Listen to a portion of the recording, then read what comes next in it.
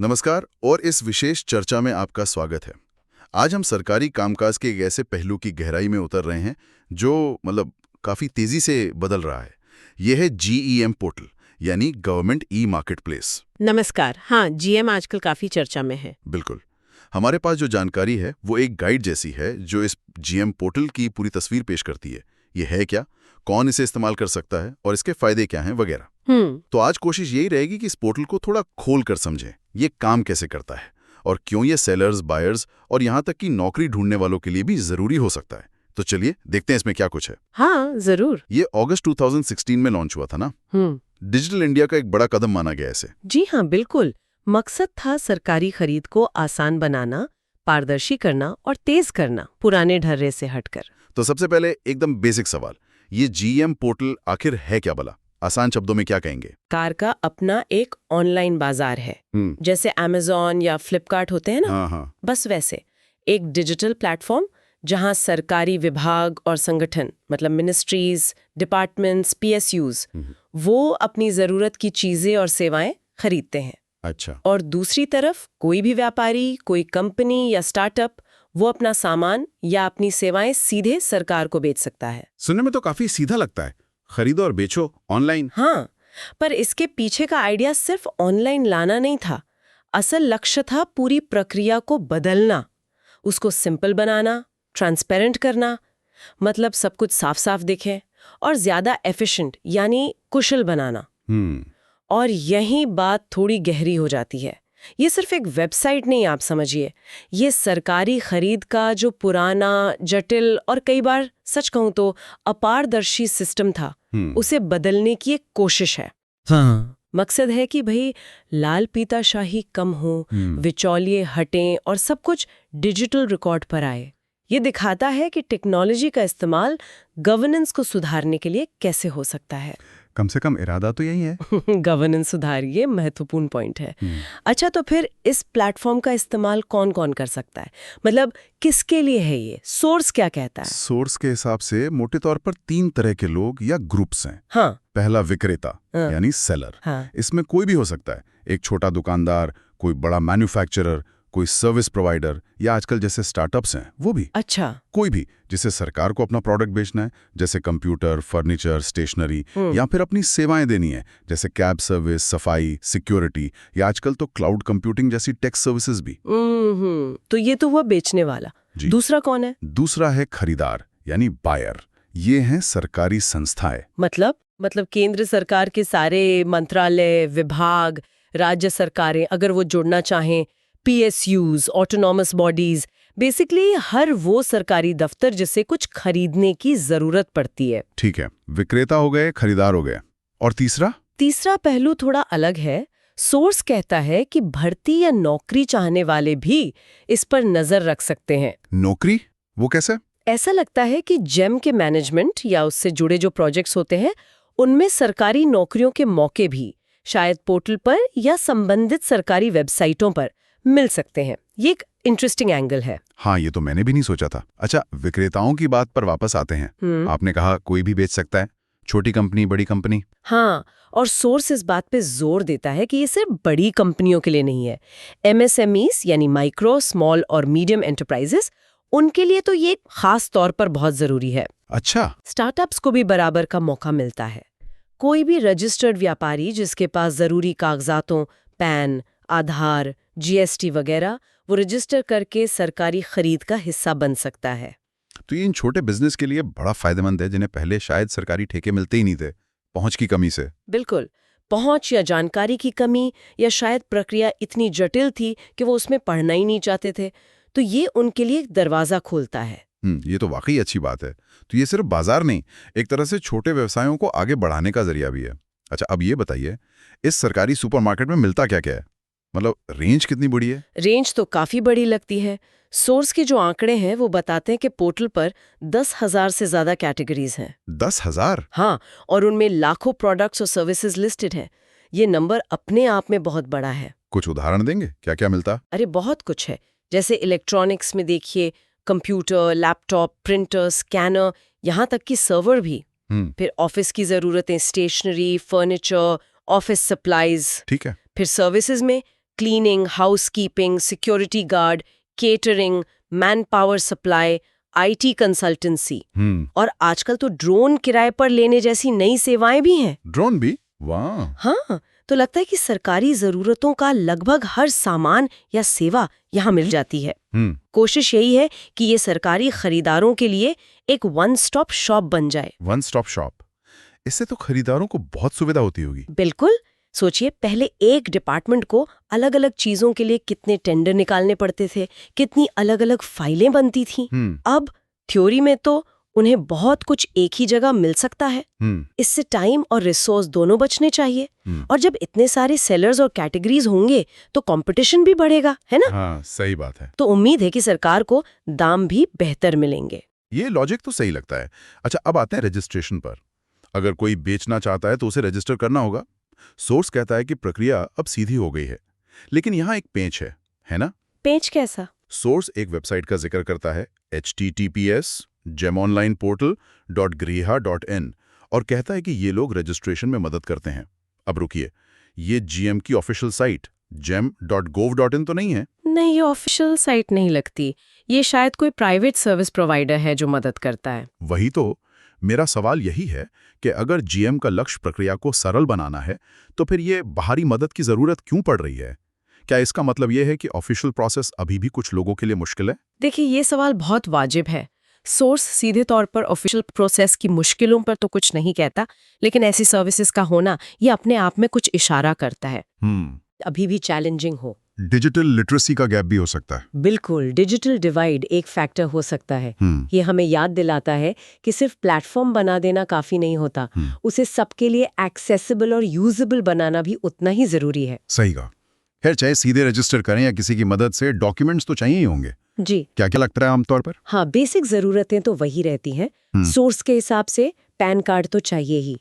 आधार card, खासकर अगर proprietorship firm है। Bank account details, address proof. ठीक है। और बिजनेस रजिस्ट्रेशन के कागजात, जैसे कंपनी है तो उसका रजिस्ट्रेशन सर्टिफिकेट, पार्टनरशिप है तो डीड या फिर GST रजिस्ट्रेशन नंबर। और सबसे जरूरी बात, ये सब डॉक्यूमेंट्स सही और वैलिड होने चाहिए।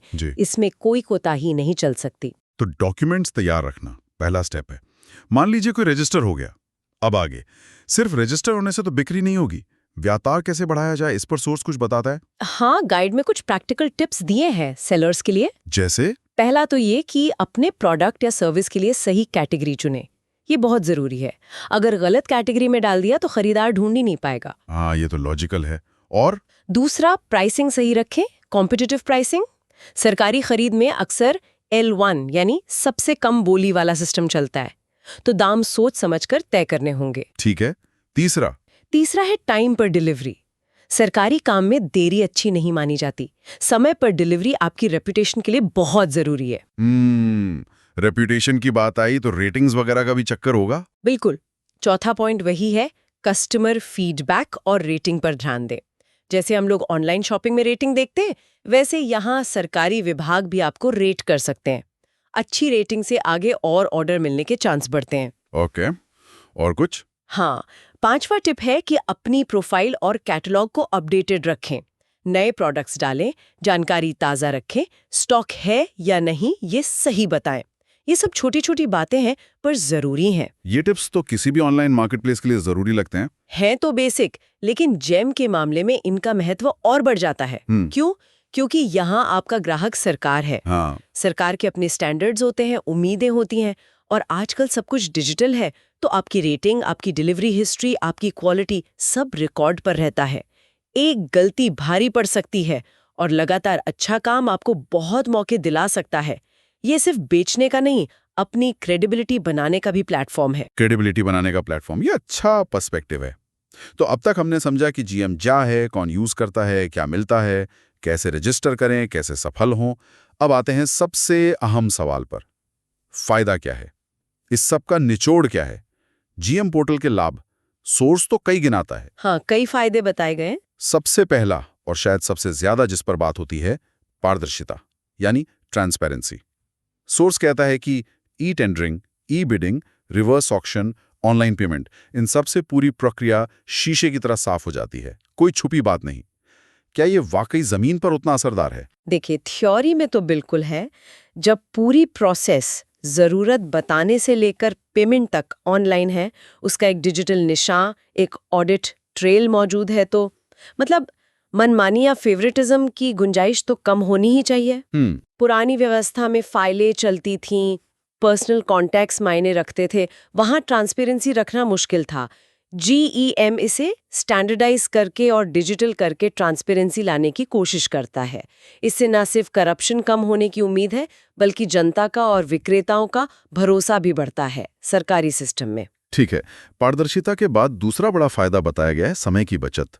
कहा गया है कि ऑर्डर प्रोसेसिंग रियल टाइम में होती है, जिससे सरकारी खरीद तेज होती है, मतलब महीनों वाले काम दिनों में। रियल टाइम प्रोसेसिंग का दावा तो थोड़ा बड़ा है, लेकिन हाँ, डिजिटल प्रोसेस कागजी काम से तो तेज होना ही चाहिए। जो छोटी मोटी जरूरतें हैं, जैसे डायरेक्ट परचेज या L1 परचेज, उनमें लगने वाला टाइम तो जरूर कम हुआ होगा। अच्छा। बड़े टेंडर्स में अभी भी टाइम लग सकता है, पर पूरी प्रक्रिया डिजिटल होने से एफिशिएंसी तो बढ़ती है, देरी कम होती है, और टाइम बचने का मतलब है सरकारी पैसे का बेहतर इस्तेमाल, प्रोजेक्ट्स टाइम पर पूरे होना। तीसरा फायदा, जिसका जिक्र हमने पहले भी किया था, स्टार्टअप्स और MSMEs को बढ़ावा। ये कैसे होता है पोर्टल पर? जेम पर इनके लिए खास प्रावधान हो सकते हैं, जैसे कुछ खरीद कैटेगरीज शायद इनके लिए रिजर्व हों, या फिर उन्हें EMD यानी बयाना राशि या टर्नओवर की शर्तों में कुछ छूट मिलती हो। सोर्स इन डिटेल्स में नहीं जाता, पर मकसद साफ है, इन छोटे और नए बिजनेस को सरकारी खरीद के बड़े बाजार तक लाना। ये मेक इन इंडिया और आत्मनिर्भर भारत जैसे बातों से भी जुड़ता है। लोकल मैन्युफैक्चरर्स और सर्विस प्रोवाइडर्स को एक बड़ा प्लेटफॉर्म मिलता है। हाँ, ये तो है। चौथा लाभ बताया गया है 24/7 उपलब्धता। हाँ, ये तो खैर डिजिटल होने का फायदा है ही, कभी भी कहीं से भी एक्सेस करो। जी। पांचवा, सीधी बिक्री, मतलब सेलर सीधे सरकार को बेचे, बीच में कोई एजेंट नहीं। इससे सेलर का मार्जिन बढ़ सकता है और शायद सरकार को भी सस्ता पड़े। हाँ, बिचौलियों का हटना एक बड़ा पॉइंट है। और छठा फायदा, सुरक्षित भुगतान, पेमेंट सीधे बैंक खाते में, तो पैसा फंसने का डर कम। बिल्कुल। ये सारे फायदे मिलकर देखें तो ये सरकारी खरीद के पूरे सिस्टम में एक बड़ा बदलाव लाने की क्षमता रखते हैं। कैसे? जरा और खोलिए इसे। देखिए, पारदर्शिता और एफिशिएंसी से गवर्नमेंट सुधरता है, छोटे बिजनेस को मौके मिलने से इकोनॉमी में सबका विकास, मतलब इंक्लूसिव ग्रोथ होती है। डिजिटल पहुंच से देश के किसी भी कोने का सेलर जुड़ सकता है, इससे कंपटीशन बढ़ता है, तो आखिर में टैक्स पेयर के पैसे की बेहतर वैल्यू मिलती है। ये एक तरह से मिनिमम गवर्नमेंट मैक्सिमम गवर्नेंस वाली बात को एक्शन में लाने जैसा है। वाह, आपने इसे काफी बड़े कैनवस पर रख दिया। अच्छा, अब सोर्स में कुछ खास फाइनेंशियल टर्म्स का भी जिक्र है, ये शायद सेलर के लिए जानना जरूरी होगा। क्या है ये? हाँ, 2 शब्द हैं जो सेलर्स के लिए प्रैक्टिकली इंपॉर्टेंट हो सकते हैं, खासकर जब वो अपनी कॉस्टिंग वगैरह देख रहे हों। बताइए। पहला है एनुअल माइलस्टोन चार्ज, AMC, या इसे एनुअल ट्रांजैक्शन चार्ज भी कहते हैं।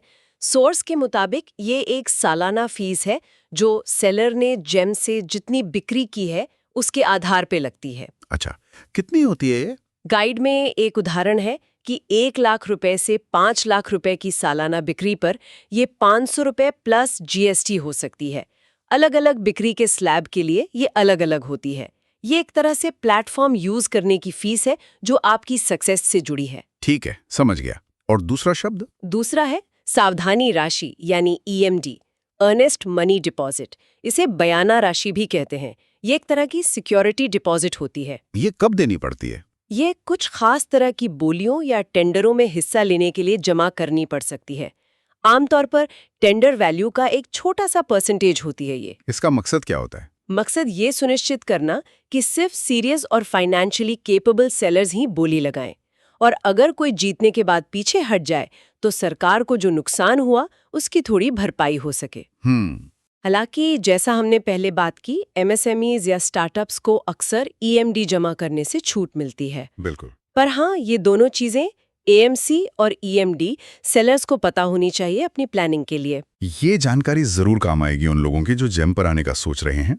तो इस पूरी चर्चा को अगर समेटें तो कह सकते हैं कि जेम पोर्टल सरकारी खरीद की दुनिया में वाकई एक बड़ा कदम है, एक महत्वाकांक्षी कोशिश है। हाँ, बिल्कुल। ये पूरी प्रक्रिया को डिजिटल बनाने, पारदर्शी बनाने और ज्यादा कुशल बनाने का वादा करता है। जी। ये न सिर्फ सरकारी